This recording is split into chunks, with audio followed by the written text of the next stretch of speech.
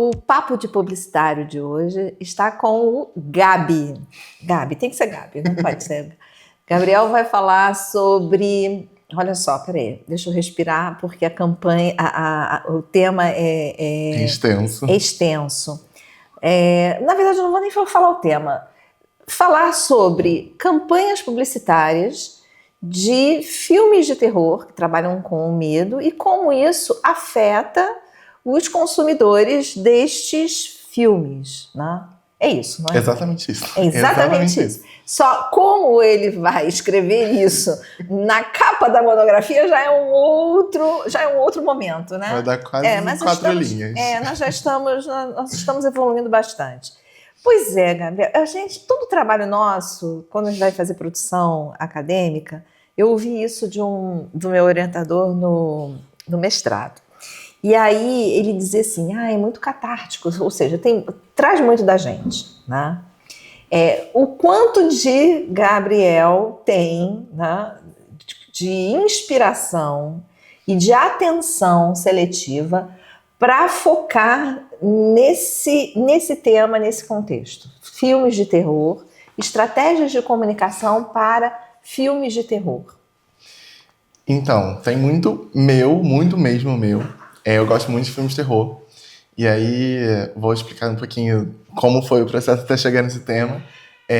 Eu assistindo vídeo no YouTube, essas coisas de filmes de terror, e aí eu vi um youtuber que eu gosto muito, e ele falando sobre como foi exatamente a campanha da Bruxa de Blair. Que, na verdade, a Bruxa de Blair foi a pioneira ali entre found footage, que é aquela câmera em primeira pessoa, como se fosse mesmo uma pessoa gravando os relatos. Então, e aí veio esse estalo de, cara, eu acho que eu quero fazer isso. Isso combina muito com a publicidade e tem muito meu nisso exatamente por isso, pelo gosto do filme de terror e pela curiosidade de como as pessoas se sentiram no meio daquele acontecimento, de que um pouquinho do assunto da Bruxa de Blair é que as pessoas achavam mesmo que a bruxa existia e ela comandava um serial killer a matar crianças. Então, tipo, as pessoas vivendo nesse meio caos, então, que no fundo era tudo mentira. Então, tenho essa curiosidade ainda de trabalhar isso. Pois é, aí imediatamente eu faço um salto para uma questão ética, por quê? Não tem como. Não tem como, veja. Não tem como, né? E você deve fazer uma abordagem sobre isso. Né? Faço. Rapidamente, como você faz essa leitura e essa abordagem, o limite, a gente percebe pelo sucesso da estratégia de Bruxa de Blair, para chegar a ponto das pessoas acreditarem piamente, quer dizer, parte do público que estava profundamente mobilizado e mergulhado em toda a campanha, em toda a estratégia, e aí a gente vai falar de narrativa transmídia, enfim, né?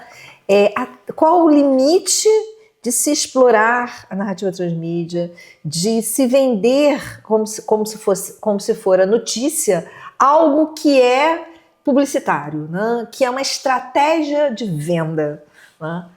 Onde está o limite disso? Eu tenho... Nesse tema tem 2, que é Baudrillard. Ele fala muito sobre simulacro. E ele fala sobre esse tal limite que existe, mas ao mesmo tempo esse limite ele é atravessado mesmo pelas campanhas publicitárias. E tem o Postman, que é o Neil Postman, ele fala exatamente sobre essa quebra de limite de uma forma onde atualmente a gente conhece como fake news, tanto que a Duda falou, sobre essas campanhas que elas atravessam o limite entre realidade e ficção e assim elas cometem crimes, né? Que antigamente a gente não tinha exatamente crime sobre isso. Mas hoje em dia a gente percebe que é crime, sim. Houve uma influência. Exatamente. Foi identificado efetivamente a influência Uhum. desse tipo de estratégia Sim, na vida das pessoas, a ponto, né, de mobilizá-las nesse nível. exatamente. Né? E aí, assim, eu não sei se você tem conhecimento. Já foi colocado um limite nessa perspectiva ou precisamos vender, vamos vender e aí vamos continuar nesse processo? Não, existe um limite, existe um limite. Inclusive, depois, exatamente sobre o filme Bruxa de Blair, depois dessa campanha, que mobilizou muita gente, foi posto, sim, um limite sobre, pelo menos nesse aspecto de filmes de terror, sobre o quanto vamos atravessar para envolver as pessoas nesse filme, nessa campanha publicitária do pré-filme, mas foi posto, sim, um limite de a bruxa, nessa campanha da Bruxa de Blair, eles colocaram... É muito interessante, eu gosto muito de falar isso.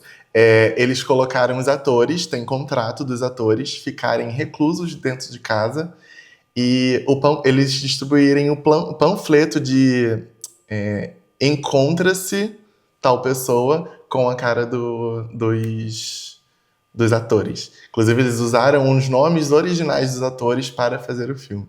Então, assim, foi uma comoção gigante. E, sim, depois dessa campanha que mobilizou muita gente não sabia o que era real, o que era fictício, teve, sim, como diz, Uma ruptura. Não uma ruptura, mas teve, sim, tipo... Bateram o martelo, sim, e falaram, não podem. A partir disso daqui, totalmente crime, não façam isso. Pois é, porque assim, quando vai fazer um conteúdo, no caso, por exemplo, em revista, você vai se apropriar da diagramação, ter um caráter jornalístico, mas ali é um conteúdo que tem uma intenção publicitária, a gente coloca lá no cima assim, informe publicitário. Uhum. Numa perspectiva de uma peça, né, que vai compor uma estratégia de divulgação, né, como você, na peça, você conseguir fazer esse tipo de abordagem, né? Às vezes até propriamente desconstrói no sentido da direção de arte, né? Dizer assim, olha, você tem algo impactante embaixo assim, olha, atenção, isso é brincadeirinha. Não, é imagem ilustrativa. É imagem ilustrativa, né? Enfim. Então, eu não sei se, por exemplo, nos Estados Unidos foi criado algum tipo de legislação. Essa parte eu ainda não cheguei. Que é importante a gente verificar. Agora, contar uma história e vender uma história. Né? Dá para fazer as duas coisas com qualidade? Dá muito, mas eu acho que se você quiser vender como ideia principal, eu acho que talvez você não consiga contar uma história tão efetivamente. Agora, quando você vai diretamente em contar uma história, a consequência talvez seja vender o produto. Eu digo mais isso porque quando você conta uma história do storytelling, tem todo aquele aparato, então eu acho que você envolve o seu público, você cria uma espécie de identificação com aquela pessoa, ela tem uma empatia pelo personagem, falando exatamente sobre filmes de terror, sobre campanha, envolve ele em uma empatia com o personagem ali, vendido, mas em forma de contar uma história. Então, quando você envolve o seu público, automaticamente você vende. E falando especificamente também do filme de terror, você acaba colocando o medo, o mistério ali como um direcionamento mesmo. Medo é uma sensação primária, é uma emoção primária que nós temos. Então, se você tem uma certa empatia com aquele personagem, você já sente o mistério, já fica curioso para saber o que deixou ele com medo, o que está fazendo isso com ele. Então, por meio disso, você acaba vendendo uma história, essa história contada. Então, acho que contar a história é fundamental para se vender um produto. Bruxa de Blair fez história, né? Muito. Foi criado dentro dessa estratégia de de comunicação, né, para divulgar o filme. A gente até já falou sobre a questão dos limites, né, que eles extrapolaram.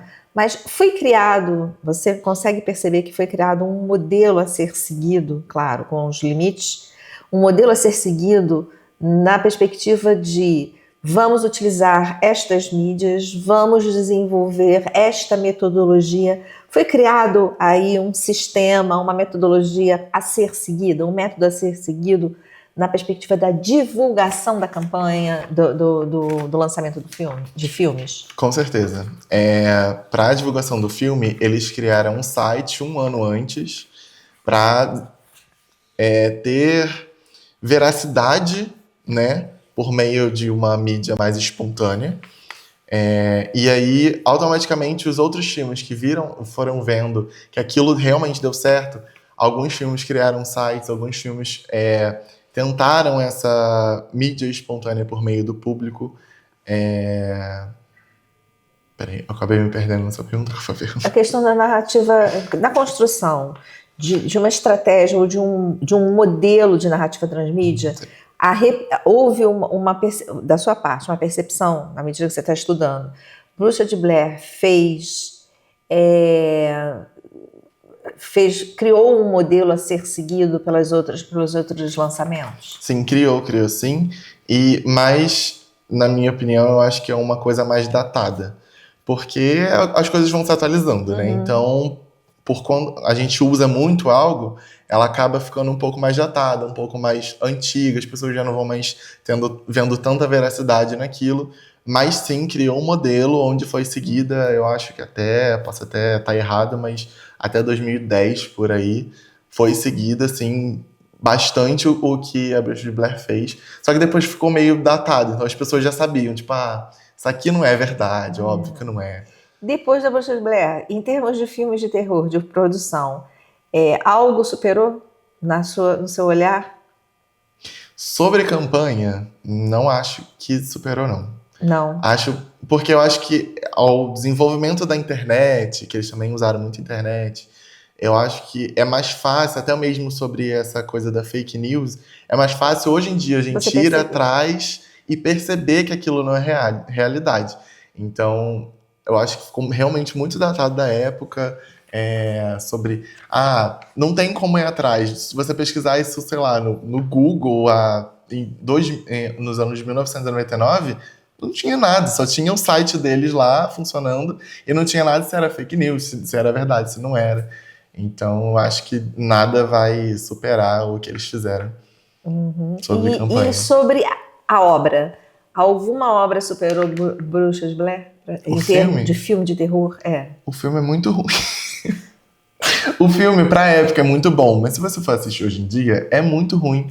Porque mesmo? Exatamente por ficar datado. Eu não assisto, olha só, não, pode me pagar milhões, eu recuso. Não consigo, me dá falta de ar, eu não consigo. Não consigo ver Titanic, quiçá, né? Não consigo ver Titanic, não consigo. Quando o negócio começa a entrar água, então assim, eu tenho que assistir Hallmark, né? Eu curto filmes de Natal em julho, tem noção? Eu adoro aquelas coisas românticas, né? Enfim. Agora, na perspectiva do terror, o que você diria, né, de produção mais recente, já que Bruxa de Blair é uma coisa muito, você falou, datada. Hoje, recentemente, que ironicamente é datado, mas ninguém superou em termos de estratégia de comunicação, certo? Certo. Tá? Que trabalhos você ressaltaria dentro dessa questão de terror, de obra de terror? Falando da obra em si ou da campanha? Obra, não da campanha. Não, você falou que campanha ninguém supera. Não, campanha eu acho insuperável mesmo. Eu acho, sobre obra, eu acho que Atividade Paranormal seguiu todos os caminhos que, inclusive, eu acho que usando um pouco de artifício de todos os filmes de terror que existiam antes, que existiam um pouco mais escancarado, um pouco mais, que é o Jason, que é lá Sexta-feira 13. Atividade Paranormal é uma obra onde tem um pinguinho de cada estilo ali dentro.